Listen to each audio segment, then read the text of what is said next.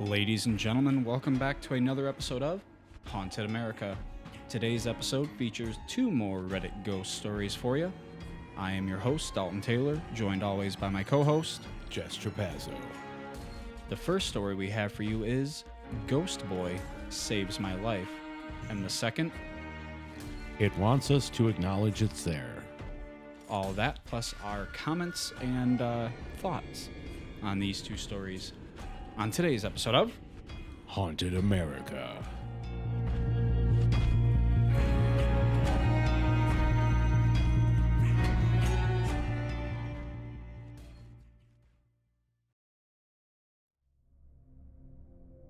Before we get into the episode, if you guys have any stories that you would like read out loud on the podcast, you can have them read on the podcast by emailing us at hauntedamericapodcast@gmail.com. hauntedamericapodcast@gmail.com. And you could be featured on the next episode of America's Encounters. I feel like there was something else I was going to say. Oh, yeah. Rate and review. You talk about that. Yeah. I'm always talking about it. So just please go in whatever platform you're listening on and rate and review the show. It helps with the algorithm and Yeah, the algorithm. all that kind The of stuff. podcast algorithm. Right. Yeah. Is that all you want to say about it? I think that's all there is to say. Let's get into the show. The first story is Ghost Boy Saves My Life. And this one is written by user Regular Salary 3973. Okay. What? Okay. Freshman PE swimming unit. I'm hanging out in the pool with my friend and the rest of my classmates. I decided I want to see how long I could hold my breath. This is some little kid stuff. I want to see how long I could hold my breath for, so I plunged underwater and proceeded to push all the air out of my lungs and just sit there on the bottom of the pool. All I could hear was the pounding of my own heartbeat when all of a sudden I hear the voice of a young boy say loud and clear, "Please breathe." I leap out of the water and look around thinking it was one of my classmates, but no one was even near me.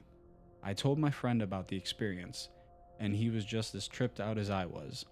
Although it was weird, I just put it off and proceeded with my day. A week later, I was waiting to get picked up after school in a different spot than I usually did. This spot was at the bottom of the hill, right next to the gym and pool. My mom had been running late, so I was just wandering around to kill time, which is when I noticed the Memorial Rock. I thought it was strange that there was a memorial rock in such a random place by the gym. I had assumed it was for a student. I looked closer, read the name, Zerky Rainey, thinking it was interesting and kind of sad. It's an interesting name. I took a picture of it and sent it to my friend, the same one from the pool. He texted me back almost immediately with a chilling message. Look at the death date. I looked down and read it when my heart stopped cold and my body went completely numb. The death date said September 12th, the exact same day I had the experience in the pool, where a young boy had told me to breathe. Naturally, when I got home, I pulled out my computer to look up Zerky Rainey. Turns out he was a 4-year-old boy who was run over by a truck right before there were the plaque stood. Right before. Yeah. Yeah. I always felt like that day. And then period. Yeah, I know. Reddit stories. I always felt like that day I had scared the boy into thinking I would die, just like he did. Obviously, I was nowhere near drowning, but a 4-year-old wouldn't know that. The voice was so clearly a young boy, and I'll never be unable to hear it. His father actually wrote a book called Letters to Zerky, which I've read. It's a beautiful, sad novel. I'll never shake the feeling of the little boy that saved my life. So if anybody wants to read this book about this kid, this is obviously has to be real, at least about the Zerky part. Who knows if, what this guy's actually telling us is real. Yeah. But look up Letters to Zerky. That sounds interesting. I don't know for sure if it would be this little boy that told you to breathe or not. Right. Especially, I mean, who knows? It could have been a number. It could have been a random voice inside your head. Yeah, You could have been overthinking it yourself while you were just sitting on the bottom of the pool. Thinking, oh my gosh, how much longer can I do this? Oh, you know what I mean? How did it say the kid died? He got ran over. So, Naturally, it's not got like- run over by a truck So- right there where the plaque stood. It wasn't a drowning, so. And the kid was 4. How many times did that 4-year-old go swimming before? You know? Yeah. A lot of questions and possibilities. Let's look at some of the comments here. OMG, this is incredible. Sad, of course, due to the fact he was so young, but what an amazing experience you had. Was this your first spirit encounter? Said, no, I've had plenty of others. Sure, I'll post more of them in the near future. These stories are troubling. Why would... Yeah, see right here. Yeah. These stories are troubling. Why would a 4-year-old be condemned to persist as a small child? Well, okay, wait a minute. I agree with that.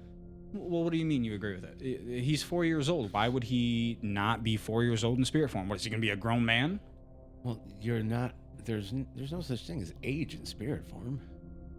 The only reason they show up the way the ages they show to us is because that's what's familiar to us. There's no age of Yes. spirit. Yes. Okay. So for some reason, or for like some things, right? Say my grandfather wanted to show himself to me or whatever, right? I would see him in what I remember him as. Right. And say you knew him when I was younger or something like that, right? He would show himself to you possibly, when he was 10 or 15 years younger than what he's showing me. Mm-hmm. But this 4-year-old died at 4. So this little kid would not be showing himself to anybody at the age of him being 30 or something like that, because that was never Right. even familiar to him in life. Yeah.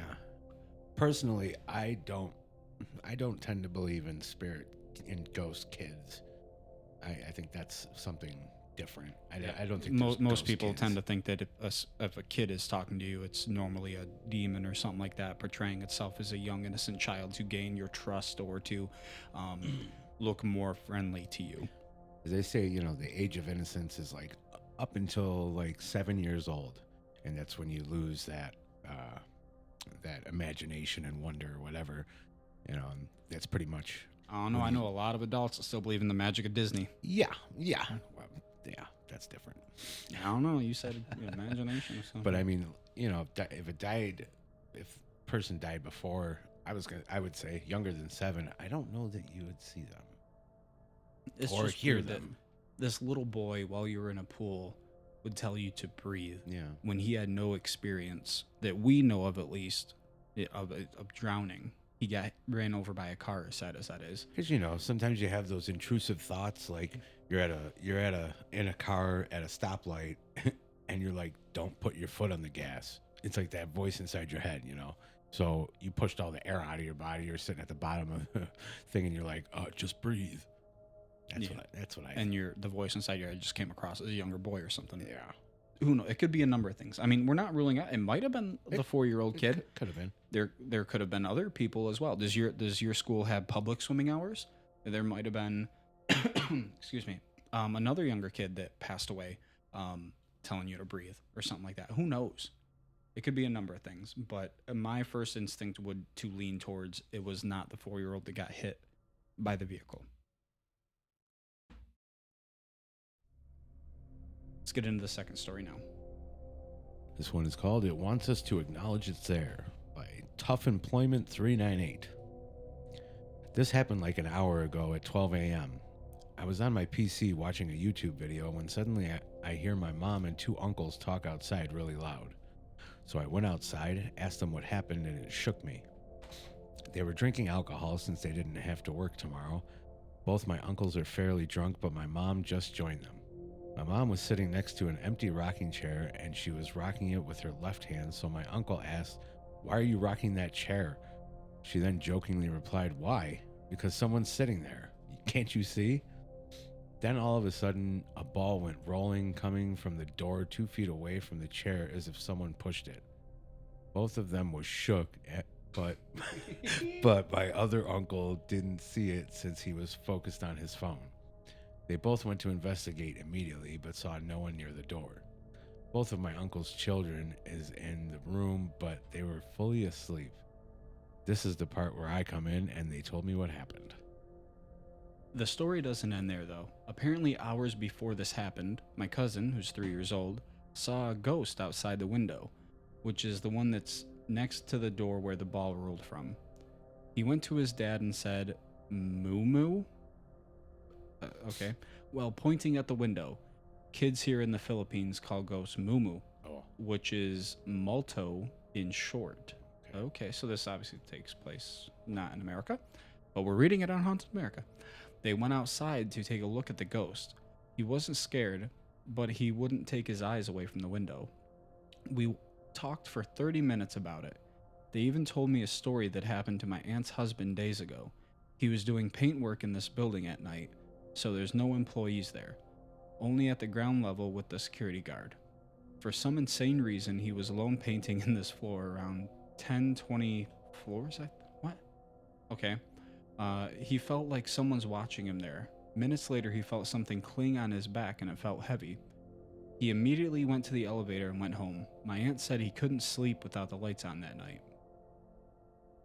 I was about to go back inside and jokingly said, "Damn, imagine it clung on his back and he brought it here."